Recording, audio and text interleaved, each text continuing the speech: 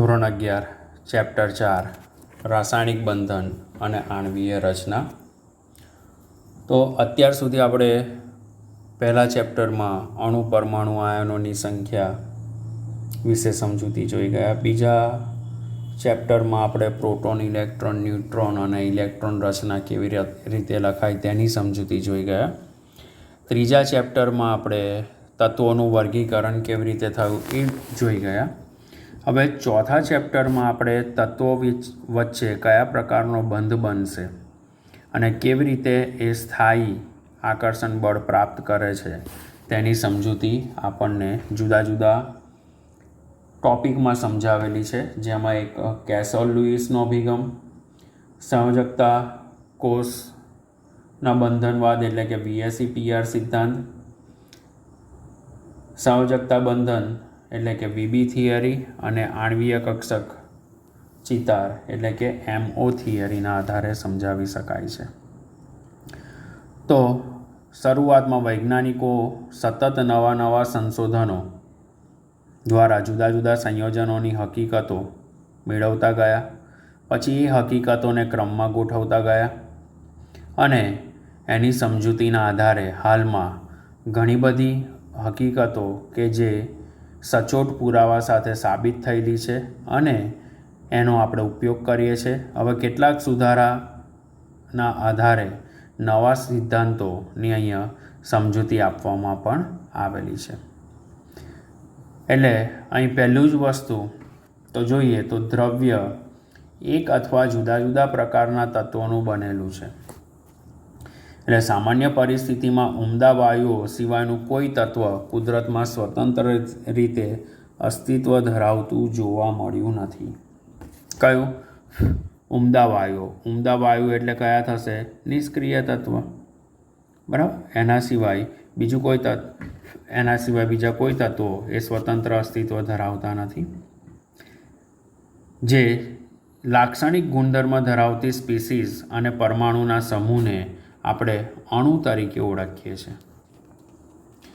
હવે સ્વાભાવિક રીતે જોઈએ તો આ ઘટકોમાં કણોને અણુ સાથે બાંધી રાખવા માટે ચોક્કસ કોઈક બળ જોઈતું હોવું જોઈએ.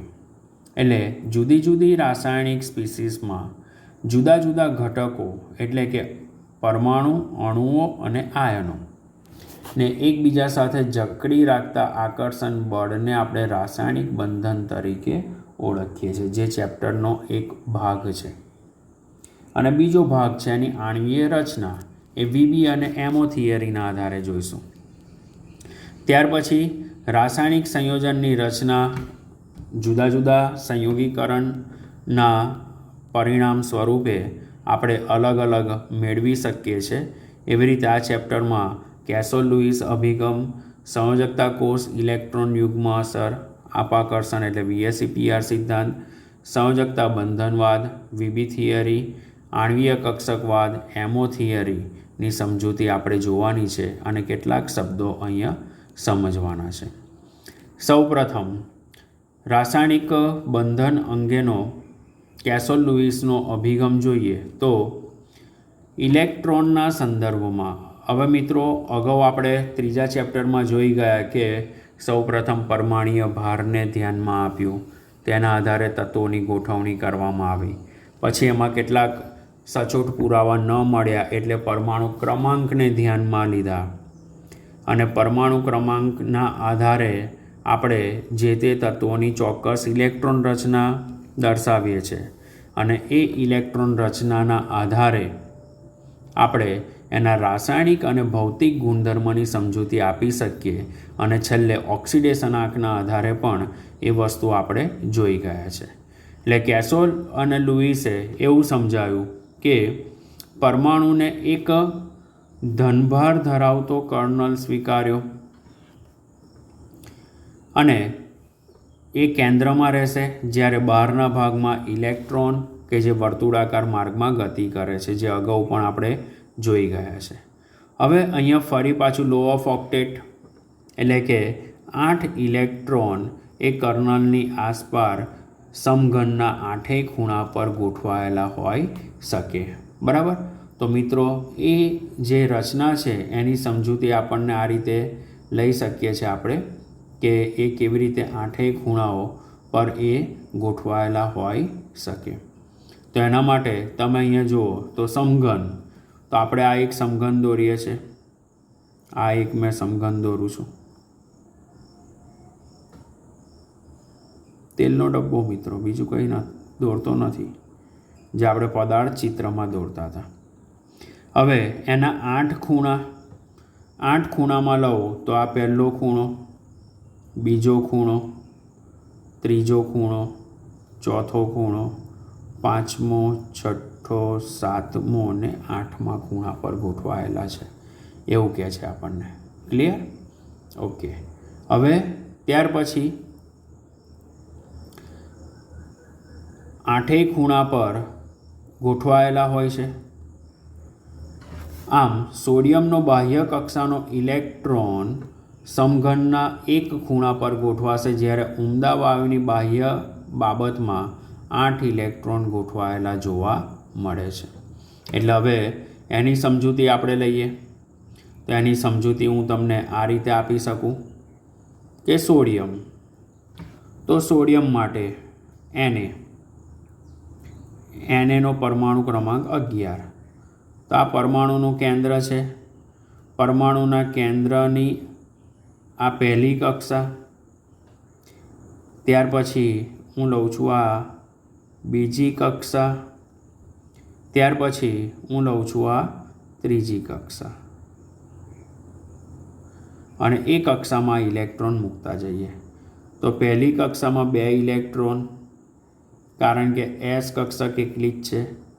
બીજી કક્ષામાં S અને P છે, અને ત્રીજી કક્ષામાં S, P અને D છે. તો અહીંયા 2 ઇલેક્ટ્રોન, બીજી કક્ષામાં 8 ઇલેક્ટ્રોન અને ત્રીજી કક્ષામાં 1 ઇલેક્ટ્રોન આવેલો છે. એટલે સોડિયમની ઇલેક્ટ્રોન રચના શું થશે? 1s2, 2s2, 2p6, 3s1. એટલે અહીંયા એવું કહેવા માગે છે કે જો સોડિયમની ઇલેક્ટ્રોન રચના લઈએ તો નિયોન ફોર કમ્પ્લીટ 3s1 થશે. એટલે નિયોન ફોર કમ્પ્લીટ એટલે અહીંયા એવું કહેવા માગે છે કે આ જે કક્ષા છે, બીજી કક્ષા, એમાં 8 ઇલેક્ટ્રોન આવેલા છે. એટલે જે ઉમદા વાયુ છે એ ઉમદા વાયુ માટે સામાન્ય ઇલેક્ટ્રોન રચના કઈ છે? NS2NP6. એના જેવી અષ્ટક રચના પ્રાપ્ત કરવા પ્રયત્ન કરશે. એટલે કે એનો મતલબ એવો થયો કે આપણે શૂન્ય સમૂહના જે તત્વો છે એ શૂન્ય સમૂહના તત્વોની આ સામાન્ય ઇલેક્ટ્રોન રચના થઈ, એના જેવી અષ્ટક રચના પ્રાપ્ત કરવા પ્રયત્ન કરે છે. હવે બીજી વસ્તુ એવી સમજાવી આપણને કે સોડિયમ 8 ઇલેક્ટ્રોન સંયોજકતા કોષમાં રહેશે અને 1 ઇલેક્ટ્રોન ગુમાવે. એવી રીતે ક્લોરિન કે જેના સંયોજકતા કોષમાં 7 ઇલેક્ટ્રોન છે, 1 ઇલેક્ટ્રોન લેશે. હવે મિત્રો અહીં આગળ આપણને બીજા 2 આયન આપ્યા છે, Na+ અને Cl-. તો Na+ અને Cl- આયન કેવી રીતે અસ્તિત્વ ધરાવે છે એ જોઈ લઈએ આપણે. કેવી રીતે Na+ અને Cl- આયન બને છે. તો સપોઝ હું અહીંયા કહું છું તો અષ્ટકનો નિયમ, બરાબર, 8 ઇલેક્ટ્રોન,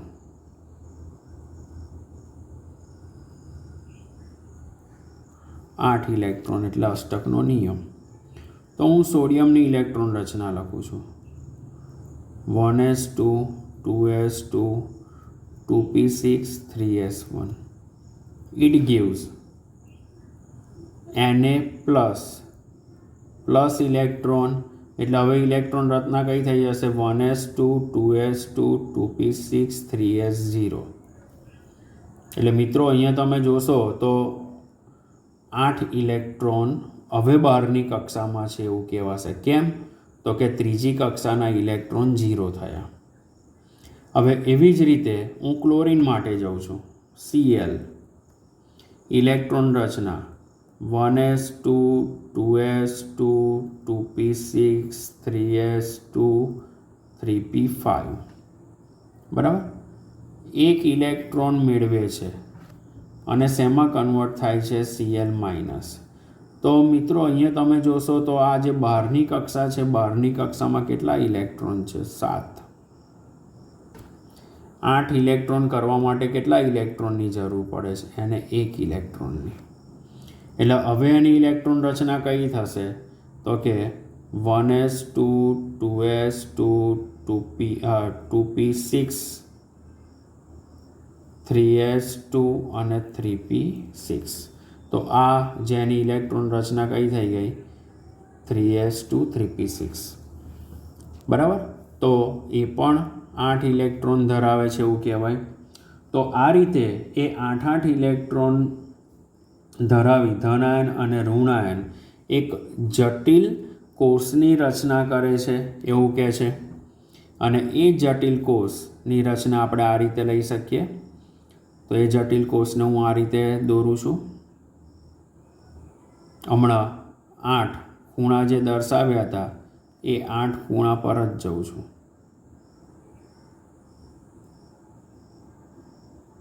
આ રીતે. હવે એને અહીં દરેક ખૂણા પર, બરાબર. હવે બીજી રચના. હવે અહીંયાથી દરેકના મધ્ય બિંદુ લઈ લઉં છું અને એ મધ્ય બિંદુને જોડી દઉં. તો આ રીતે આ મધ્ય બિંદુને જોડીએ આપણે. ક્લિયર? ઓકે. હવે બીજા જે મધ્ય બિંદુ છે એ હું આ રીતે જોડું છું.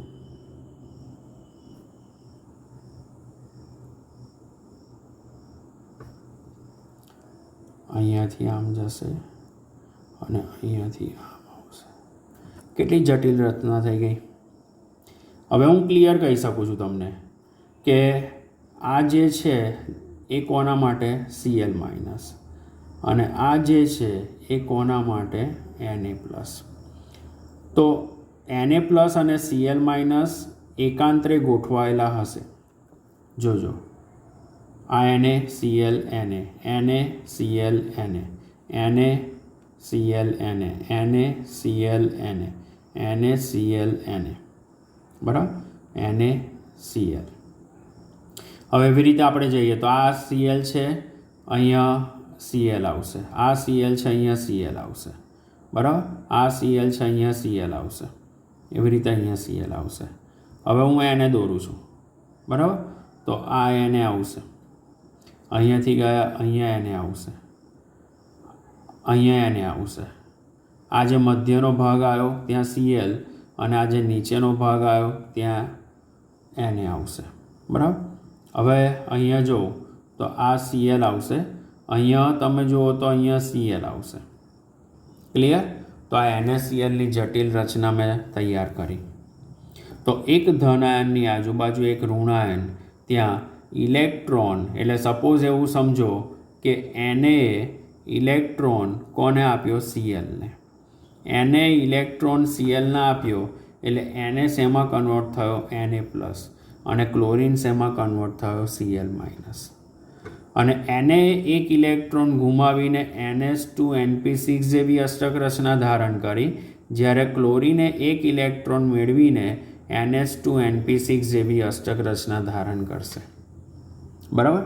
જે કેસલ લુઇસના અભિગમમાં દર્શાવી શકે છે કે ઇલેક્ટ્રોનનું સ્થાયી બાહ્ય અષ્ટક આ રીતે પૂર્ણ કરે છે. ઓકે. હવે બીજું એક એક્ઝામ્પલ આપણને ટેક્સ્ટ બુકમાં આપ્યું છે કે સપોઝ ક્લોરીન, આ ક્લોરીનની ઇલેક્ટ્રોન રચના નીચે લખું છું. Neon four complete 3s2 3p5. બરાબર. એવી રીતે અહીંયા હું બીજો ક્લોરીન લખું છું Cl. એની ઇલેક્ટ્રોન રચના લખું neon four complete 3s2 3p5. એટલે ટોટલ 7 ઇલેક્ટ્રોન સંયોજકતા કોષમાં છે. તો હું એ 7 ઇલેક્ટ્રોનને આ રીતે દર્શાવું છું. એવી રીતે આના 7 ઇલેક્ટ્રોન સંયોજકતા કોષમાં આ રીતે રહેલા છે. આ રીતે. બરાબર.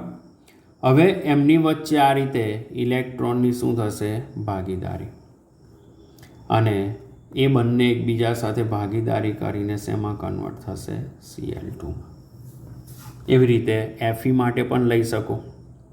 હા મિત્રો, હવે હાઇડ્રોજન માટે તો એક જ ઇલેક્ટ્રોન છે, તો એક ઇલેક્ટ્રોનની ભાગીદારી કરી અને એ H2 અણુ બનાવી દેશે. બરાબર. તો આ અષ્ટક થયું અને એના કેન્દ્રમાં જે છે એ કર્નલ તરીકે લેવામાં આવ્યો છે. બરાબર, જે ધન વીજભારિત કર્નલ તરીકે લેવાય. એટલે આવર્ત કોષ્ટકમાં પ્રથમ સમૂહ અને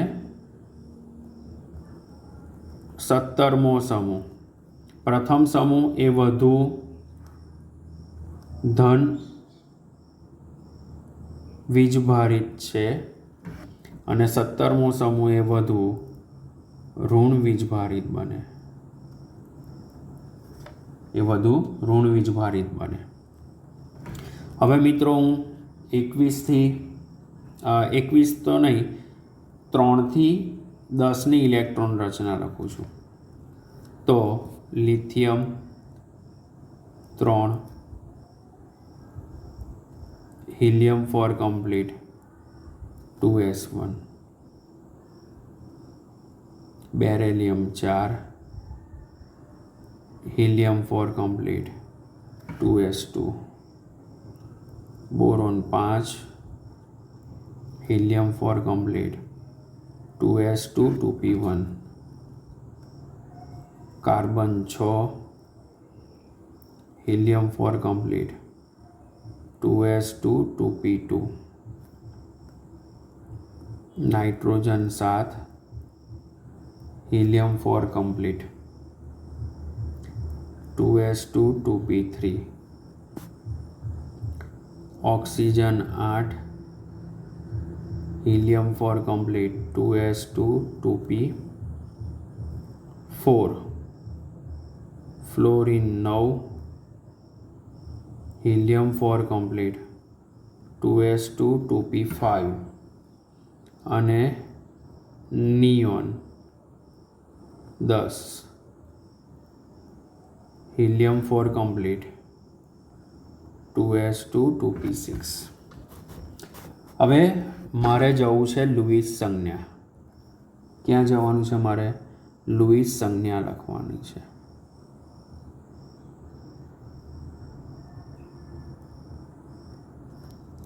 લુઈસ સંજ્ઞા.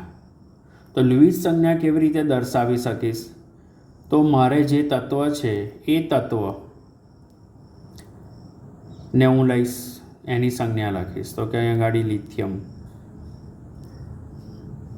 ની સંજ્ઞા લખું છું. લિથિયમ, પછી બેરેલિયમ, પછી બોરોન, પછી કાર્બન, નાઇટ્રોજન, ઓક્સિજન, ફ્લોરિન અને નિયોન. મિત્રો આજુબાજુ ઇલેક્ટ્રોન દર્શાવી શકાય ને એટલા માટે આ રીતે લખું છું. નિયોન.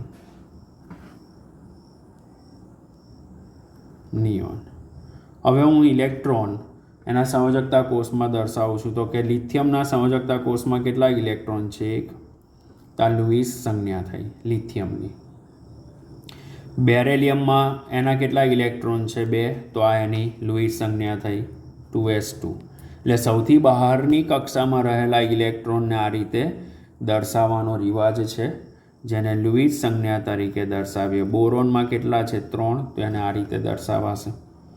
કાર્બનમાં કેટલા છે? કુલ 4. તો એ 4 ઇલેક્ટ્રોનને હું આ રીતે દર્શાવીશ. નાઇટ્રોજનમાં 5. તો આ રીતે 5 ઇલેક્ટ્રોન દર્શાવી શકાય. બરાબર.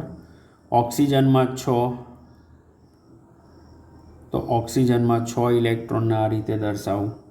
ફ્લોરિનમાં 7. તો 7 ઇલેક્ટ્રોનને આ રીતે દર્શાવીશ.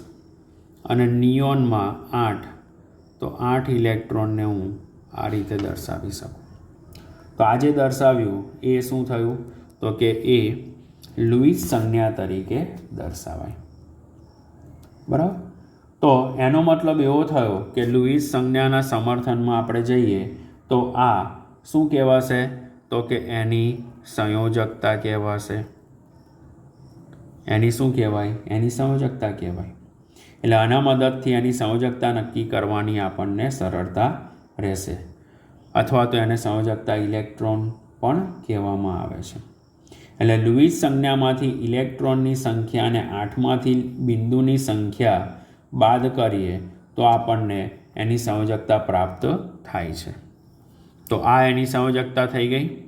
લિથિયમની સંયોજકતા 1, બેરેલિયમની 2, બોરોનની 3, કાર્બનની 4, નાઇટ્રોજનની 5, ઓક્સિજનની સંયોજકતા ઇલેક્ટ્રોન. એટલે હવે અહીંયાથી વધી ગયા એટલે 8માંથી 5 બાદ કરો તો કેટલી આવી? 3. ઓક્સિજનમાં જઈએ તો 8માંથી 6 બાદ કરો તો કેટલી આવી? 2. નાઇટ્રોજન કાર્બન સુધી કાર્બન સુધી એના સંયોજકતા ઇલેક્ટ્રોનને એની સંયોજકતા કીધી, પણ નાઇટ્રોજનથી બદલ્યું. શું કર્યું? 8માંથી 5 બાદ કર્યા તો 3 ઓક્સિજન માટે, આ નાઇટ્રોજન માટે, આ કોના માટે? ઓક્સિજન માટે. હવે ફ્લોરિન માટે 8માંથી 7 બાદ કરું છું તો 1, અને નિયોન માટે 8માંથી 8 બાદ કરીશ તો 0. બરાબર. તો જો ઇલેક્ટ્રોન ગુમાવવા માટે વધારે ઉર્જાની જરૂર પડતી હોય તો એવા સંજોગોમાં 8માંથી સંયોજકતા ઇલેક્ટ્રોનને બાદ કરી અને એની સંયોજકતા નક્કી કરી શકાય છે. એટલે અગાઉ મેં તમને દર્શાવ્યું એ પ્રમાણે કે હવે તમને લુઈસ સંજ્ઞા અને એના પરથી સંયોજકતાની માહિતી મળી ગઈ.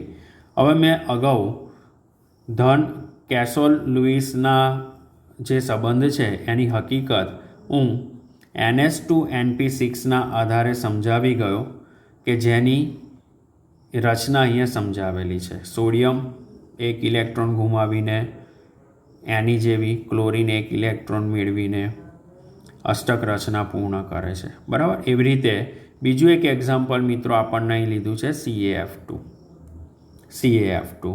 તો CaF2માં આર્ગોન 4 કમ્પ્લીટ 4s2, તો 2 ઇલેક્ટ્રોન એને ગુમાયા તો આર્ગોન. તો આર્ગોનની ઇલેક્ટ્રોન રચના શું છે? તો કે નિયોન 4 કમ્પ્લીટ 3s2 3p6. તો એ પણ અષ્ટક રચના પૂર્ણ થઈ ગઈ. હિલિયમ માટે અહીંયા ગાડી ફ્લોરિન માટે, તો ફ્લોરિનની ઇલેક્ટ્રોન રચના શું છે? Helium 4 complete 2s2 2p5. 1 electron મેળવ્યો અને એને શેમાં ગયું? તો કે 8 ઇલેક્ટ્રોનમાં ગયું. કોના જેવી ઇલેક્ટ્રોન રચના થઈ? નિયોન જેવી. એટલે Ca+2 ના +2 ચાર્જને બેલેન્સ કરવા માટે 2 ક્લોરિનની જરૂર પડી અને 2 ફ્લોરિનની જરૂર પડી, કારણ કે એનો ચાર્જ કેટલો છે? -1. એટલે ચોકડી ગુણાકાર Ca+2F -1, એમાં ચોકડી ગુણાકાર કરો. આ રીતે ચોકડી ગુણાકાર કરશો તો શું બનશે? CaF2. તો આ વસ્તુ તમને એકદમ ક્લિયર ખબર પડી જશે. બરાબર. હવે ધન અને ઋણ આયન વચ્ચે સ્થિર વિદ્યુતીય અપાકર્ષણના પરિણામે રચાતા બંધને વિદ્યુત સંયોજક બંધ તરીકે લેવાય છે. અને વિદ્યુત સંયોજકતા આયન પરના એકમ ભારની સંખ્યા દર્શાવે છે. એટલે અહીંયા કેલ્શિયમની વિદ્યુત સંયોજકતા કેટલી થઈ? +2. અને ફ્લોરિનની વિદ્યુત સંયોજકતા કેટલી થઈ? -. તો આના આધારે કેસોલ લુઈસના અભિગમમાં ઇલેક્ટ્રોનના ફેરફારની જે અસર છે એ અસર આપણે એના નિયમના આધારે સમજી શકીએ છીએ. એટલે ઇલેક્ટ્રોન ફેરફારના આધારે એની સમજૂતી આપણે મેળવી શકીએ છીએ. ક્લિયર. હવે ફરી પાછો અષ્ટકનો નિયમ આપ્યો છે, એ અષ્ટકનો નિયમ જોઈ લઈએ કે કેસોલ લુઈસે 1916માં સમજાવ્યું કે રાસાયણિક સંયોગીકરણના અગત્યનો સિદ્ધાંત કે રાસાયણિક બંધનનો ઇલેક્ટ્રોનીયવાદ છે, કે જેમાં એક પરમાણુમાંથી બીજા પરમાણુમાં ઇલેક્ટ્રોન સ્થાનાંતરિત કરે, મેળવે અથવા ગુમાવે, પરંતુ એની ભાગીદારી કરી અને 8 ઇલેક્ટ્રોન પૂર્ણ કરે છે, જેને અષ્ટકના નિયમ તરીકે ઓળખાય છે. શેના નિયમ તરીકે ઓળખાય છે? અષ્ટકના નિયમ તરીકે.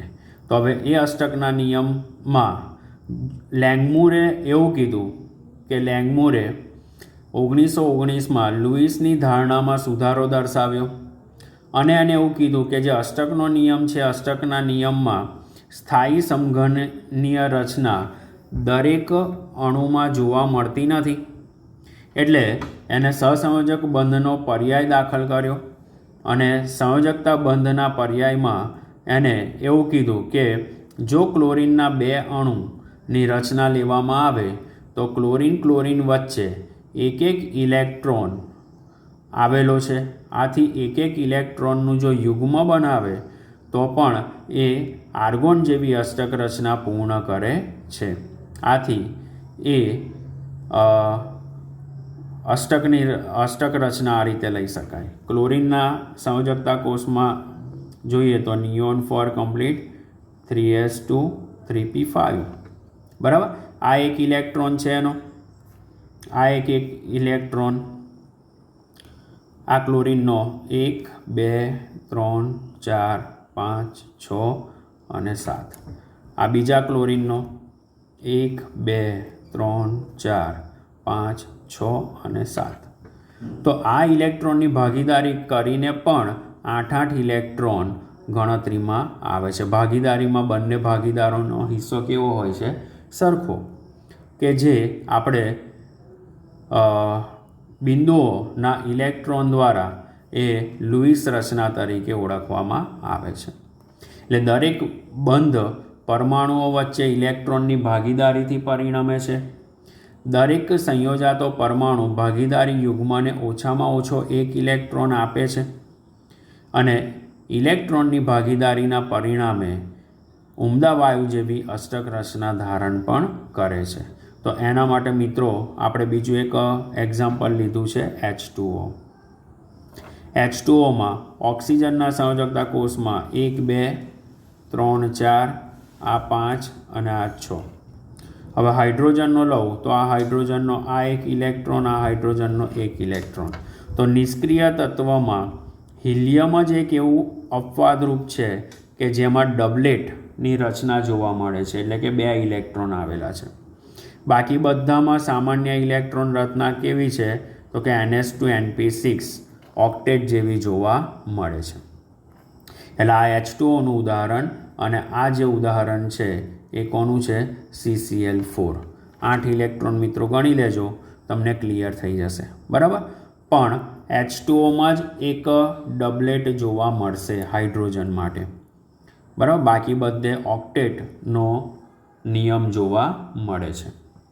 એટલે આમ જ્યારે 2 પરમાણુ એક ઇલેક્ટ્રોનની ભાગીદારી કરીને યુગ્મ રચે છે એટલે તેને સહસંયોજક બંધથી જોડાયેલા કહેવામાં આવે છે.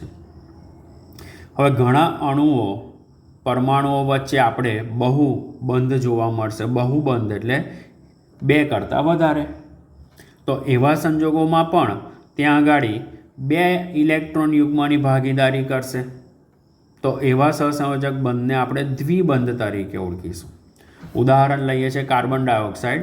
તો કાર્બન ડાયોક્સાઇડના અણુમાં કાર્બનના સંયોજકતા કોષમાં આપણે જોઈએ તો કાર્બનનું સંયોજકતા કોષ તો C, તો એના સંયોજકતા કોષમાં આ રીતે 4 ઇલેક્ટ્રોન. હવે એની સામે ઓક્સિજનના સંયોજકતા કોષમાં 6 ઇલેક્ટ્રોન લઉં છું.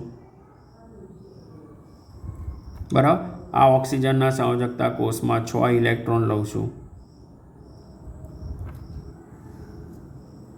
ક્લિયર. હવે અહીંયા એમની વચ્ચે આ ઇલેક્ટ્રોનની ભાગીદારી થઈ, એવી રીતે આ ઇલેક્ટ્રોનની ભાગીદારી થઈ. બરાબર. જે મેં અહીંયા આગળ ડોટેડ લાઇન વડે દર્શાવી છે અને કાર્બનની સંયોજકતાને ચોકડી વડે બતાવેલી છે. તો આ રચના મળશે. તો અહીંયા આગળ બંધ કેટલા જોવા મળ્યા? તો કે દ્વિબંધ જોવા મળ્યા. પણ સંયોજકતા તો એટલી ને એટલી જ રહેશે. સંયોજકતામાં કોઈ ફરક નહીં પડે. આ કાર્બનની સંયોજકતા 4 હતી અને એને બીજા 4 ઇલેક્ટ્રોનની ભાગીદારી કરી 1 2 3 4 એટલે અષ્ટકનો નિયમ પૂરો થઈ ગયો. એવી રીતે ઓક્સિજન માટે આપણે લઈએ તો આ રીતે 8 ઇલેક્ટ્રોન થશે. આ ઓક્સિજન માટે જઈએ તો 8 ઇલેક્ટ્રોન થશે. તો આ રીતે એ અષ્ટકનો નિયમ બહુપરમાણીય રચનામાં સાબિત થાય છે. એવી રીતે બીજું ઉદાહરણ છે ઇથિન. તો ઇથિનમાં પણ તમે આ રીતે બંધ જોઈ શકો છો. ત્યાર પછી જો નાઇટ્રોજનમાં લઈએ તો નાઇટ્રોજનના 2 પરમાણુ વચ્ચે ટ્રિપલ બંધ જોવા મળે છે. એટલે 3 ઇલેક્ટ્રોનની ભાગીદારી કરી અને એ અષ્ટક રચના પૂર્ણ કરે છે. બરાબર. તો 5 તો આ નાઇટ્રોજન જોડે છે જ, 5 તો આ નાઇટ્રોજન જોડે છે જ, બાકીના સામેવાળા 3 નાઇટ્રોજન જોડે મેળવશે. બરાબર. તો આ નાઇટ્રોજનના 8 ઇલેક્ટ્રોન થઈ ગયા, એવી રીતે આ નાઇટ્રોજનના 8 ઇલેક્ટ્રોન થઈ ગયા. તો એવી રીતે અહીંયા ગાડી ત્રિબંધની રચના શક્ય બને છે. તો એવી ત્રિબંધની રચના કાર્બન હાઇડ્રોજન ઇથાઇનમાં પણ જોવા મળે છે, જેને એસિટિલિન તરીકે પણ ઓળખાય છે. શેના તરીકે ઓળખાશે? એસિટિલિન. બરાબર. ઇથાઇન, એમાં પણ આ રીતે 3 બંધ જોવા મળે. તો મિત્રો, આટલા અણુની તમે પ્રેક્ટિસ કરો. હવે નેક્સ્ટ ટાઈમ આપણે લુઈસ રચના પર જઈશું અને એની રચનાની સમજૂતી મેળવવા પ્રયત્ન કરીશું. Thank you.